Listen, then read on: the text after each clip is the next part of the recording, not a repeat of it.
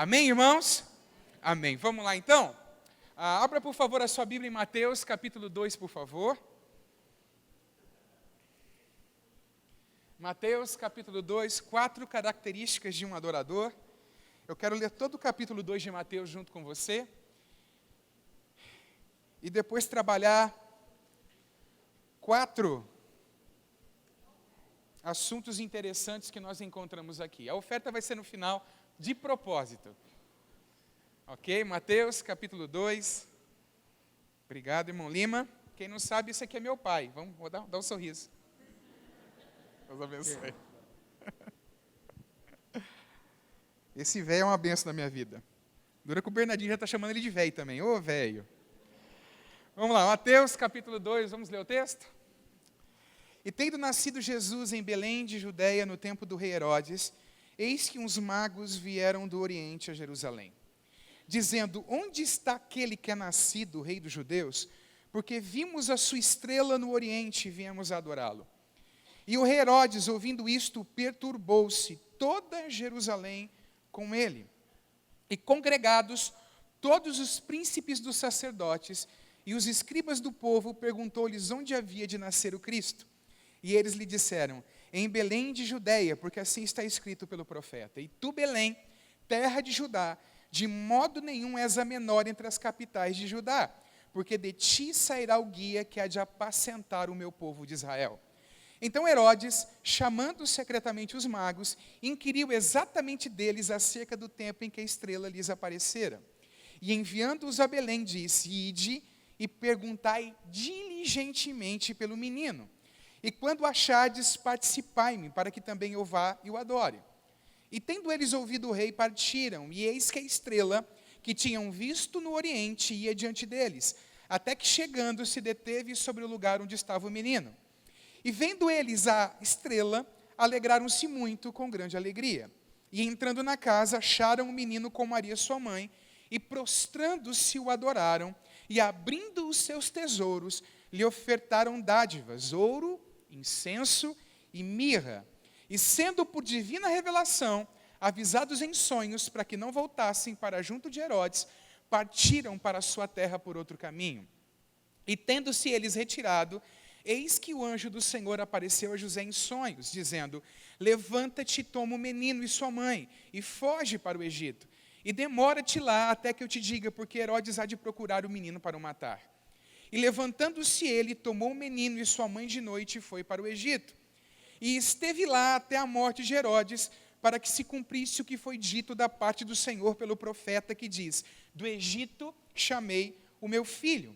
Então Herodes, vendo que tinha sido iludido pelos magos, irritou-se muito, e mandou matar todos os meninos que havia em Belém, e em todos os seus contornos de 2 anos para baixo, segundo o tempo que diligentemente inquirira dos magos. Então se cumpriu o que foi dito pelo profeta Jeremias, que diz: em Ramá se ouviu uma voz, lamentação, choro e grande pranto.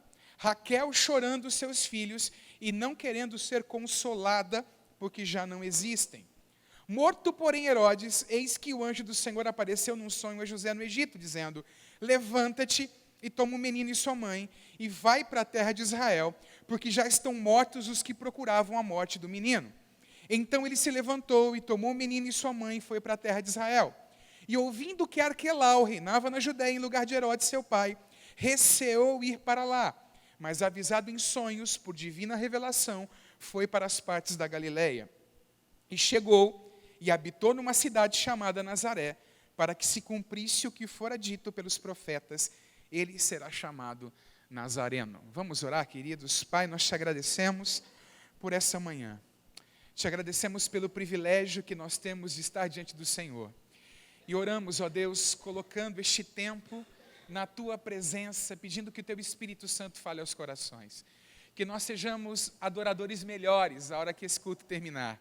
Transformados pela Tua palavra, desejosos de viver uma vida que Te honre e Te glorifique. Essa é a minha oração diante da Tua presença, em nome de Jesus. Amém e amém. Amados, olhando para esse texto das Escrituras, eu acabei pensando 4 características que nós encontramos em um verdadeiro adorador, em alguém que adora a Deus, para usar as palavras do próprio Jesus em espírito e em verdade. Muitas vezes a adoração na nossa mente é estar dentro de uma igreja com a mão levantada e com a boca aberta cantando um hino, não é assim? Geralmente quando você procura imagens de adoração dentro, por exemplo, das redes sociais, para expressar um tema como esse, a gente opta por aquelas imagens que as pessoas estão com a mão levantando, ou prostrados diante de uma cruz, ou alguma coisa assim. Mas adoração, como eu já disse aqui anteriormente em um outro culto, não é uma coisa que acontece apenas uma vez por semana, 1h30, 1h45, dentro de um local de culto ou de adoração. Também é, mas não é só isso. É verdade aquela frase que diz assim, que a vida que nós vivemos do lado de fora autentica a verdade da nossa adoração que nós fazemos aqui, no domingo, do lado de dentro da igreja. E olhando para esse texto aqui, tão grande, tantos versículos, a gente pode elencar 4 características de alguém que é um verdadeiro adorador. Por exemplo, uma característica de um verdadeiro adorador é que essa pessoa é alguém disposta a ouvir a Deus. Você tem facilidade de ouvir? Quando a gente fala facilidade de ouvir, talvez você pode confundir com facilidade de escutar. Todos nós, a grande maioria de nós, temos bons ouvidos funcionando direitinho. Mas quando nós falamos alguém disposto a ouvir a Deus, significa acolher o que foi dito e obedecer aquilo que foi dito, porque são essas pessoas que o Senhor recompensa quando nós olhamos para dentro das Escrituras. Tem gente que escuta muita coisa, mas ouve pouco. E tem gente que não gosta de ouvir, principalmente aquelas coisas que contrariam a sua vida ou que tocam em algumas feridas que o Senhor deseja tratar. E eu quero dizer aqui nessa manhã uma coisa para você. Se você deseja crescimento espiritual, durante muitas vezes na sua vida, Deus vai tocar em assuntos com você que você não deseja ouvi-los. Por quê? Porque Ele quer tratar o teu caráter, Ele quer tratar a tua vida. Deus é um Deus que fala. Diga isso, Deus é um Deus que fala. E se você olha para o Novo Testamento, você vai perceber a preocupação do apóstolo Paulo e do Espírito Santo, porque ele registra, inspirado pelo Espírito Santo, o registro bíblico, em que as pessoas entendam que Deus é um Deus que fala. Por exemplo, em 1 Coríntios capítulo 12, versículos 1 e 2, nós lemos o seguinte: Irmãos, não quero que vocês estejam desinformados a respeito dos dons espirituais. Vocês sabem que quando eram gentios, se deixavam conduzir aos ídolos mudos, conforme vocês eram guiados. Paulo, o Espírito de Deus, por intermédio de Paulo, orienta dizendo, olha, no passado, quando vocês eram guiados por ídolos mudos, em outras palavras, agora vocês estão num outro tempo. Nosso Deus é um Deus que fala, e nós não podemos ser ignorantes quanto à verdade de dons espirituais. Agora, se é verdade que Deus é um Deus que fala, e é verdade, como é que Deus fala? Em primeiro lugar, não poderia faltar, Deus fala por meio da sua palavra. Quer ouvir Deus? Abra o livro santo, leia o livro santo e deixe os ensinamentos do livro santo falarem ao seu coração. Amém? Não seja seletivo. Nós não podemos, Deus não nos autorizou, irmãos, a fazermos algumas caixinhas de promessa, das promessas que estão nas Escrituras, e só olhar para elas e não olhar para o outro conteúdo que as Escrituras apresentam. Amém? Se nós não quisermos ter uma vida cristã deficiente, nós precisamos olhar para o todo das Escrituras. É de Billy Graham a seguinte frase: a palavra de Deus é a bússola do cristão.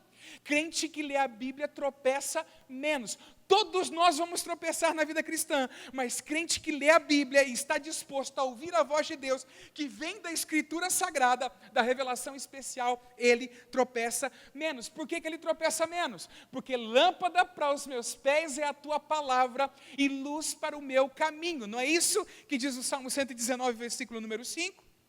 Segundo lugar, Deus fala por meio de outras pessoas. Seja por uma manifestação espetacular de um dom espiritual, seja numa conversa comum, no dia a dia da nossa vida, às vezes nós somos abençoados porque Deus está usando outras pessoas para falar conosco. Deus pode usar um outdoor para falar conosco, Deus pode usar tantas coisas para falar conosco. uma propaganda de televisão. Deus pode usar muitas coisas para falar conosco, amém, queridos? Um videozinho que chega no WhatsApp. Deus pode usar coisas assim, para nos guiar, para nos orientar, porque Deus fala por meio de outras pessoas, e nós precisamos dar ouvidos, principalmente para aqueles que são autoridades espirituais sobre a nossa vida, porque geralmente Deus vai usar essas pessoas para falar conosco e para falar ao nosso coração, e geralmente essas são as vozes que algumas pessoas mais desprezam, no momento em que Deus está falando através delas. Por quê? Porque Deus está trabalhando alguma coisa que precisa ser mudada, e geralmente nós somos avessos a isso. É preciso tirar a armadura do orgulho, se nós quisermos ser atingidos e transformados pela palavra de Deus. Diga isso para o seu irmão, é preciso tirar a armadura do orgulho, se nós quisermos se quisermos sermos atingidos e transformados pela palavra de Deus. Agora, escute, Deus nos fala pessoalmente. Nunca foi projeto de Deus ou plano de Deus que na nova aliança, querido, acontecesse da gente ir consultar profeta ou ir consultar guru.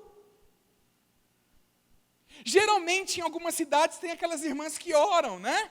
Aquelas irmãs que são usadas, às vezes, em dons espirituais. E a casa dessas irmãs enche, porque as pessoas vão lá procurar uma orientação. Escute, no Novo Testamento, o profeta vem até você. Deus leva a pessoa até você para falar com você. Amém, queridos? Mas vamos lá, voltando aqui. Deus nos fala por seu Espírito. Quem aqui nasceu de Deus? Eu faço essa pergunta porque se você não nasceu de Deus, você está ralado, você está indo para o inferno. Você precisa nascer de Deus. Levanta a mão, deixa eu ver. Ótimo. Se você nasceu de Deus, quem é que habita em você? Que coisa poderosa. O Espírito Santo vem habitar em nós com todos os recursos que nos são necessários para nós obedecermos a Deus, para nós entendermos o direcionamento de Deus. E Deus fala ao nosso espírito. Deus fala conosco.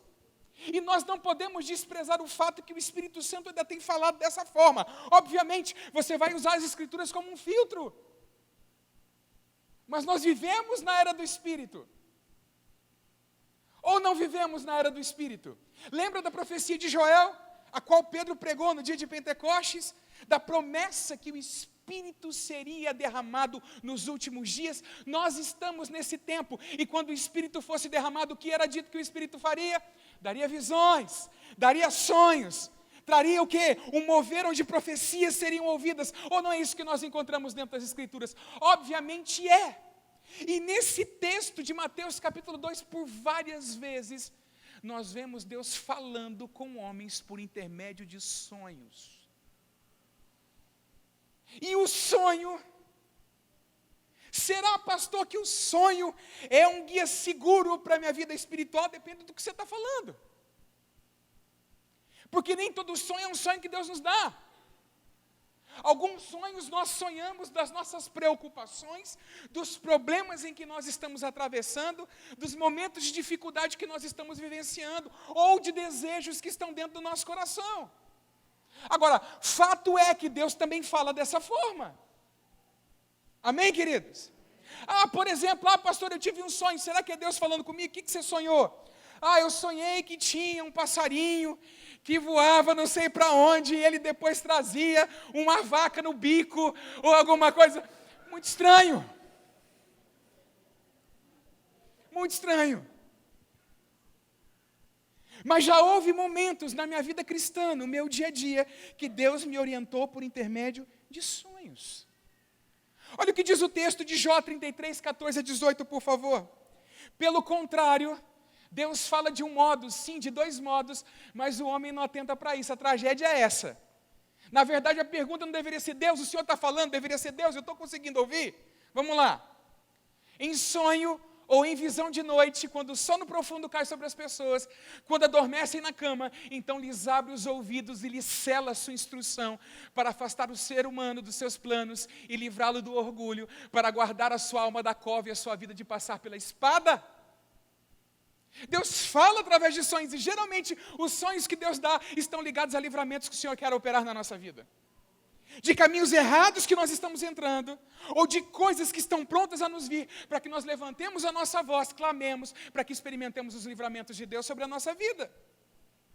Então olhe para o seu irmão e diz assim: o adorador está interessado em ouvir a Deus. Agora, obviamente, ouvir implica o quê? Obedecer. Dentro dessa diferença de palavras que nós demos aqui nessa manhã. Então Deus é um Deus que fala. Segundo lugar, sua vida, a vida de um adorador genuíno, expressa sinais visíveis de um coração de adorador. Esse texto aqui é lindo. Porque a gente vê um grupo de pessoas, a gente não sabe se é 3. A tradição romana diz que são 3, Baltazar, Melquior e Gaspar. Eu sou inclinado a acreditar que era um grupo maior. Era um grupo maior porque alvoroçaram a cidade de Jerusalém, segundo as Escrituras. A chegada deles lá em Jerusalém, procurando pelo menino que havia nascido. E eles chegam e a gente, geralmente, na nossa mente, a gente lê esse texto segundo a ótica dos cartões de Natal. A gente pensa que eles chegaram para adorar o menino no dia que o menino nasceu à noite. Não, eles viram a estrela no dia que o menino nasceu, no dia que Jesus nasceu. Para sair do lugar onde eles estavam e chegar onde eles chegaram, alguns comentaristas dizem que levou em torno de 1 ano. Não era uma coisinha tão rápida assim, irmãos. Eles não tinham avião, eles não tinham seu carrão, eles não tinham essas coisas. Era montar no camelo, no jegue, no jumento, sei lá o quê. E então caminhar durante muito tempo. Eles se esforçam para adorar. Eles chegam querendo adorar porque eles sabem que alguma coisa aconteceu. Talvez eles sabem por conta de mensagens que eram pregadas nas sinagogas, quando os judeus foram dispersos por vários lugares do mundo, ouviram algumas coisas. Alguns dizem que a estrela tem a ver com aquela profecia que Balaão deu lá no Antigo Testamento, falando que uma estrela procederia de Jacó. Então, movidos por isso, eles viram lá a estrela e se moveram até onde eles foram. Mas por que o senhor está falando deles, pastor? Porque quando você é um adorador, a gente olha para você e vê que você é um adorador. Eu fico vendo, às vezes, um monte de desculpas que são dadas para deixar de viver uma vida de adoração a Deus. Quer ver só? Distância, cansaço, ocupação, tantas e tantas coisas, desculpas que são dadas. Quem quer adorar se move, irmãos. Quem quer adorar se mexe. Eu me lembro especificamente de um irmão em Cristo que hoje está na igreja, chegou na igreja quando era um adolescente. Literalmente ele saía da última rua da cidade, cruzava a cidade para chegar no lugar de adoração, antes de ter moto. E hoje em dia a gente coloca tanta coisa para não adorar, não ser um adorador de fato e de verdade. Tudo é obstáculo, você já percebeu? Eu cortei minha unha lascou. Não vai dar para servir a Deus esse fim de semana. É tanta coisa pequena que é colocada. E na verdade, irmãos, a gente coloca essas coisas, na nossa mente a gente se aquieta, e às vezes a gente até diz assim: Deus entende. Quem já ouviu? Deus entende. E a gente se esquece que o texto bíblico diz que nós deveríamos servir a Deus com todas as nossas forças. Deus entende mesmo que não é prioridade para você. Porque quando é prioridade a gente vai. Quando é prioridade, as desculpas, irmãos, elas desaparecem. Quantos compreendem o que eu estou dizendo aqui nessa manhã? As desculpas somem quando é prioridade. Em segundo lugar, a gente vê esses homens trazendo presentes para o Senhor: ouro, incenso e mirra. E a gente olha para os 3 presentes e a gente lembra que a gente serve a Deus também, com aquilo que o Senhor tem nos proporcionado, com aquilo que o Senhor tem nos dado. Às vezes eu fico pensando, porque existe às vezes uma dificuldade tão grande em uma célula que já virou um celulão enorme, em encontrar um anfitrião para que as reuniões sejam feitas na casa. E a gente vem para a igreja e levanta a mão e canta: tudo que eu tenho é teu, Senhor, até que a minha quarta-feira não seja comprometida em casa à noite. E aí você percebe que esse adorador que canta, tudo que eu tenho é teu, a gente não vê aquilo que é cantado no dia a dia da vida, na vida dele. Senhor, Senhor, tudo que eu tenho é teu, dízimo, oferta,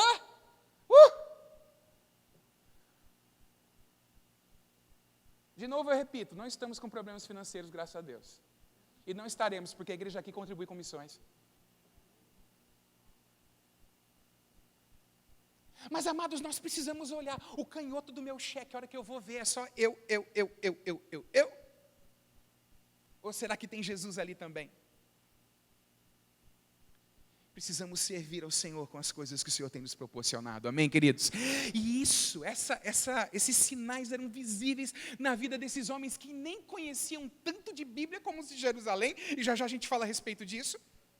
Todavia eles se moviam, eles caminhavam e adoravam ao Senhor de fato e de verdade, amém, queridos?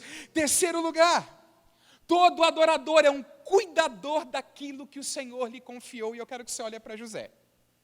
Que homem tremendo de Deus era José. Que Deus tremendo desse homem. José, um exemplo a ser seguido por nós. A gente olha para a vida de José primeiro, está noivo, de repente a noiva aparece grávida, e o Senhor o orienta, pode receber que é do Espírito, ele em fé abraça a missão. E aí, ao olhar para a vida desse homem, a gente percebe que ele age como um homem de verdade. Ele bota o menino debaixo do braço e protege o menino. Ele guarda o menino, ele guarda aquilo que Deus lhe confiou. E a pergunta que eu faço nessa manhã é, temos guardado aquilo que o Senhor tem nos confiado? Porque um adorador de fato guarda. Deus tem nos confiado pessoas, Deus tem nos confiado bens, Deus tem nos confiado ministérios, queridos. Temos guardado, temos protegido, porque aquilo que é precioso aos olhos de Deus, há uma batalha espiritual para destruir. Irmão, você tem protegido a esposa que o Senhor te deu? Mulher, você tem protegido o homem que Deus te deu? Ou será que você é uma Maria das Dores? Tem alguém aqui que chama Maria das Dores?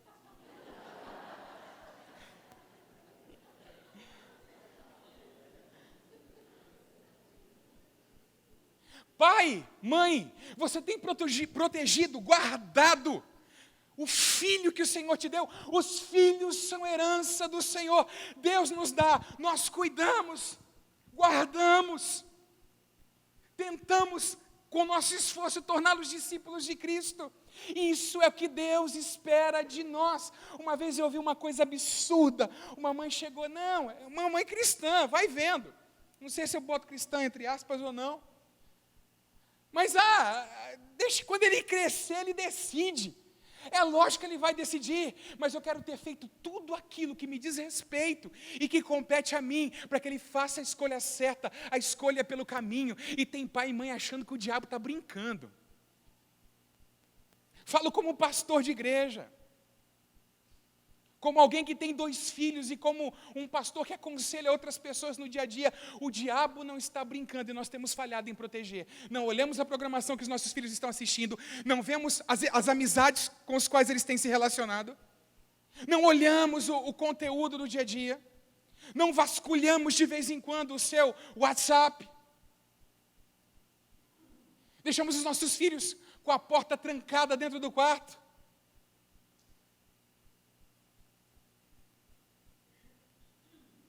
Pais que as suas filhas levam o namorado para dentro do quarto e namoram dentro do quarto e está tudo bem. Dentro do quarto dela ou dele não é lugar de namorar.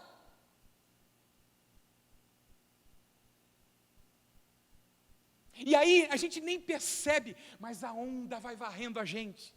E a gente vai segundo aquilo que o mundo coloca e prega, deixando de guardar das coisas que o Senhor tem nos confiado. Irmão, você acha que Deus vai mesmo abençoar você tremendamente profissionalmente, se você tratar sua esposa de qualquer jeito?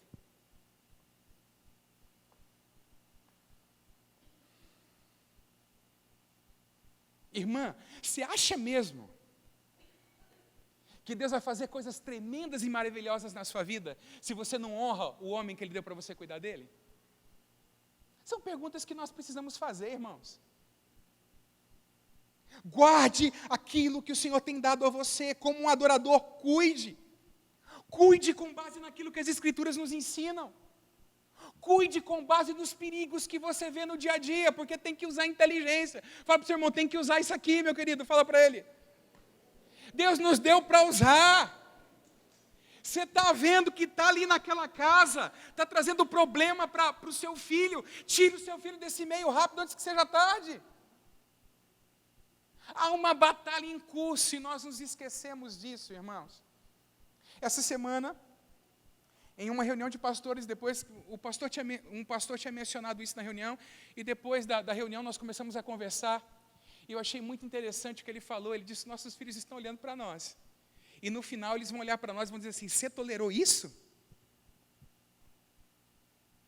Você deixou que isso acontecesse? E às vezes nós estamos: Senhor, põe a tua mão. Quem tem que pôr a mão é você, essa mão santa que Deus te deu, debaixo dessa comissão que o Senhor deu para você. É você que faz. Deus te ajuda, Deus te orienta, mas é você que faz. Quantos compreendem o que eu estou dizendo? E nós estamos aguardando um milagre santo do Senhor. É nós que precisamos nos mover em direção àquilo que a palavra diz a nós. Amém, queridos? Então, em primeiro lugar, se você é um adorador, você é alguém disposto a ouvir a Deus. Se você é um adorador, a sua vida expressa sinais visíveis do seu coração de adorador. 3, se você é um adorador, é um cuidador daquilo que o Senhor lhe confiou. 4, se você é um adorador, você não é indiferente para com as questões espirituais. A Bíblia fala da indiferença dos de fora. Lembra do texto, como foi nos dias de Noé? Tem gente que não lembra do texto, mas lembra do corinho. Como foi nos dias de Noé. Alguns que têm mais tempo de evangelho aqui lembram. E geralmente a indiferença acontece por causa... Volta lá, por favor, na imagem. Por causa disso aqui, ó. A nossa atenção é colocada pelo inimigo para o outro lado. E a gente não olha para aquilo que a gente deveria olhar. E a Bíblia aponta a indiferença dos de fora.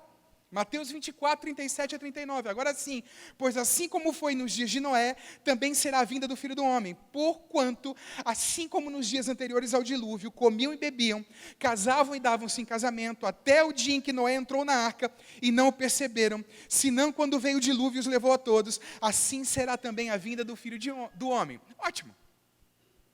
Pessoas que estão do lado de fora, mas enquanto a indiferença é do lado de dentro com aqueles que acham que estão dentro. Eu vou repetir o que eu disse. E quando a indiferença acontece com aqueles que estão do lado de dentro, pensando que estão dentro, mas estão fora. Porque existem aqueles que estão do lado de dentro da igreja, instituição, pensando que estão dentro, mas na verdade estão fora. Você conseguiu entender o que eu estou dizendo aqui nessa manhã? Ora, não é isso que aconteceu, por exemplo, com aquela igreja para a qual Jesus profetiza ali as cartas que Jesus envia para as igrejas no Apocalipse? O Senhor envia uma carta para uma igreja chamada Laodiceia. É interessante que o nome Laodiceia significa governo do povo. Como assim governo do povo? É aquela pessoa que o reino ainda não foi estabelecido nela. Ela governa a sua própria vida. A Bíblia diz, mas eu acho que. Está assim, mas eu penso de uma outra forma, entende? O governo de Deus ainda não está na pessoa. A pessoa governa a si mesma. E aí o Senhor vai falar para aquela igreja o quê? Cidade de Laodiceia. Tinha coisas maravilhosas na cidade de Laodiceia, uma cidade rica. E aí o Senhor vai dizer para a igreja de Laodiceia o quê? Você não está conseguindo perceber a sua condição espiritual. Você está dizendo, eu sou rico, sou abastado, não tenho falta de absolutamente nada, mas você não percebeu que você é uma miserável, uma pobre, uma cega e uma nu. Era indiferente com relação à sua situação espiritual. E não é isso que a gente vê nesse texto de Mateus? Os caras vêm lá do meio da Pérsia, lá do Oriente, chegam em Jerusalém para adorar o Cordeiro, e aqueles que têm nas mãos toda a revelação especial que o Senhor havia dado, tudo aquilo que o Senhor havia falado, estão indiferentes. O fato dos magos terem vindo, a gente não vê um movimento de um escriba ou de um fariseu saindo de Jerusalém, correndo para Belém para testar aquilo que os magos estavam falando. E aí eu entendo, irmãos, que nós precisamos tomar muito cuidado para que a nossa vida não tenha sinais culticos sem o coração. E aqui é uma outra coisa. Porque eu posso fazer tudo mecanicamente. Eu posso vir domingo, levantar a mão, adorar. Mas é mecânico, é um ritual. É uma coisa que o meu coração não arde mais, não se importa mais. Quantos entendem o que eu estou falando? E essa indiferença não habita no coração de um verdadeiro adorador. Quando o verdadeiro adorador percebe que o coração dele está indo para lá, o que ele faz? Ele pega o coração dele, pela graça de Deus, e coloca o coração no caminho. Eu não posso me perder nisso aqui. Você já imaginou a coisa mais terrível do mundo? Pessoas no dia do julgamento, diante daquele trono que é chamado grande trono branco, porque é um trono imparcial, o juiz que se assenta lá não aceita suborno, e aí uma decisão é emitida, um veredito é emitido, e aí você vê alguém que estava na igreja todo domingo, estava lá o tempo todo, que estava envolvido com ministérios, de repente essa pessoa se perdeu, ela não entrará na cidade santa, ela não entrará na Jerusalém celestial. Isso é sério. Porque o coração estava longe. E cristianismo não é um negócio que a gente faz de novo, né? Cristianismo é a vida da gente. Amém, queridos? Então, cuidado para não acostumar-se com o que é divino, a ponto de não dar a honra e atenção devida a essas coisas. Estar aqui é um privilégio, irmãos? Estar aqui hoje de manhã é um privilégio ou não? Sim, e nós devemos celebrar esse privilégio que nós temos. Servir a Deus, ainda que seja naqueles ministérios que aparecem pouco, mas que serão tão galardoados quanto outros na eternidade. Por exemplo, arrumando uma cadeira, limpando um chão ou fazendo alguma coisa. Isso é nobre, isso é um privilégio? Sim, é um privilégio. Porque é o Senhor que nós estamos servindo. É a dedicação do nosso tempo, do nosso esforço, da nossa vida a Ele. Porém, essas coisas precisam ser feitas com coração. E você há de convir comigo que, geralmente, essas coisas menores é as que mais são feitas com o coração. A disposição da pessoa. Pastor, pode deixar, se for preciso eu lavo o banheiro. A gente tem que tomar muito cuidado para não cair no engano da igreja de Sardes. Abra sua Bíblia em Apocalipse, capítulo 3, por favor.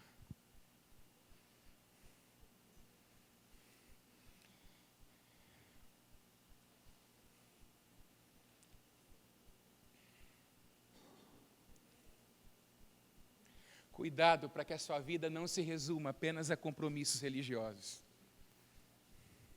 Que nunca aconteça conosco que o nosso coração não esteja presente na nossa adoração e no nosso serviço ao Senhor.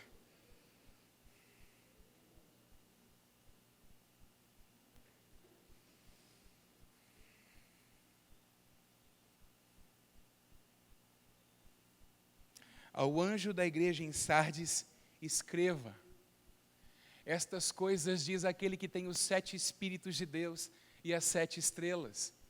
Conheço as obras que você realiza, que você tem fama de estar vivo, mas está morto. Eu estava procurando uma fotinha de cemitério, botei essa de fundo aí. E nós temos que tomar cuidado para não sermos sepulcros, irmãos, que levantam as mãos domingo para adorar o Senhor, mas não há vida espiritual dentro de nós. Amém? Gente que está servindo ao Senhor, mas que não há vida espiritual dentro de nós. Um verdadeiro adorador se preocupa e se ocupa com essas verdades das Escrituras. Porque se acontecer conosco, e o que aconteceu com Sardes, o que a gente tem não é verdadeira religião. O que a gente tem é uma dose cavalar de religiosidade.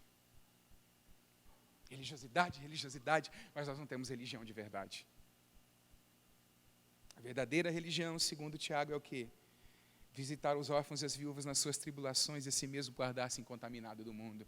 E santidade não é uma coisa, irmão, só de comportamento. Santidade é uma coisa interna. São as nossas motivações que nós temos que observar. Você me vê aqui nessa manhã com esse microfone na mão falando para você, mas eu não estou do avesso. E mesmo que tivesse, eu não consegui ver a minha motivação. Mas o Senhor vê as motivações e pesa as motivações. É por isso que os meus atos de adoração, quando eu os pratico, o coração não pode estar longe dele, desses atos de adoração. O coração tem que estar junto. Amém? Fica de pé em nome de Jesus, por favor.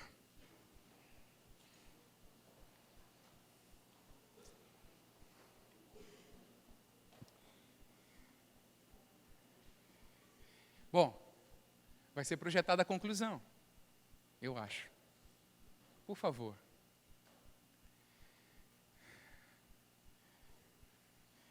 Interessante que a gente vê perfeitamente em Mateus capítulo 2, em um determinado texto, aquilo que João escreve no seu evangelho, no primeiro capítulo, no versículo de número 12. Olha, no versículo de número 11. Veio para os que eram seus e os seus não receberam. E a gente diz assim, puxa, ainda bem que eu já passei dessa fase aí, eu já recebi Jesus como meu Salvador e etc e tal. A gente só não pode esquecer que Jesus, nessa carta de Apocalipse 3 que nós citamos aqui para Laodiceia, Jesus não estava sendo recebido na igreja não, Jesus estava do lado de fora batendo na porta para ver se poderia entrar. O que indica que nós precisamos cuidar da nossa vida. Amém, queridos? Você já recebeu a Cristo como seu Salvador? Você está tomando cuidado para que a indiferença não abrace o teu coração, irmão? Para que o teu culto seja um culto em que não é só mão e voz, é o coração. Você já entendeu que na igreja não é a tua voz que Deus escuta, é o teu coração?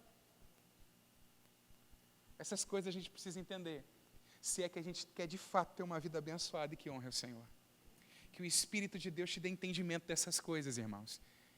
E que os irmãos cresçam espiritualmente em nome do Senhor. Para que naquele dia todos nós estejamos juntos, nos regozijando na eternidade com o Senhor. Porque a nossa fé não foi uma fé de boca, a nossa fé foi uma fé de verdade. Vamos orar? O irmão vai colocar uma canção ali.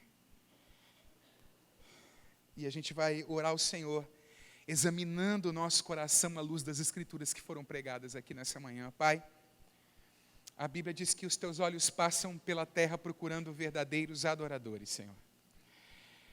Deus, o Senhor procura coisas que são coisas preciosas. Esses são o seu prazer, Deus, o deleite do teu coração. Gente que tem decidido te adorar de verdade, gente cujo coração está colocado no Senhor. Deus, a adoração na tua palavra é ligada à questão de obediência, ouvir a tua voz, Senhor. A tua palavra declara que aquele que tem os teus mandamentos e os guarda, esse de fato é aquele que te ama, ou seja, esse de fato é um adorador. Que o Senhor nos dê a graça, Senhor Deus, de quando levantarmos mãos aqui, de quando oferecemos aqui nesse lugar o incenso da nossa adoração, que o Senhor nos dê a graça de termos vidas que autenticam essa adoração, porque Tu és digno dela, Senhor. Tu és digno da coroa dos anciãos, Tu és digno de toda a recompensa que venhamos a receber, Tu és digno da nossa vida. Jesus, Tu foste morto e com Teu sangue nos compraste para Deus. Tu és digno da nossa vida, do nosso tempo. Ajuda-nos a termos as Tuas prioridades, Senhor. Que a nossa vida se incline para aquilo que é o Teu desejo. Que nós encontramos o maior prazer e o maior gozo que um homem pode encontrar naquilo que procede do Senhor, nas coisas que vêm do alto. Limpa a nossa vida, guarda o nosso coração de se desviar daquilo que é o espírito correto e a motivação correta para Te servir. Nós oramos pedindo essa graça diante do Senhor nessa manhã, e eu oro para que aqueles que estão aqui nessa manhã, que têm, Deus amado, tido indolência na sua vida espiritual, Senhor, que essas vidas sejam tocadas pelo Senhor.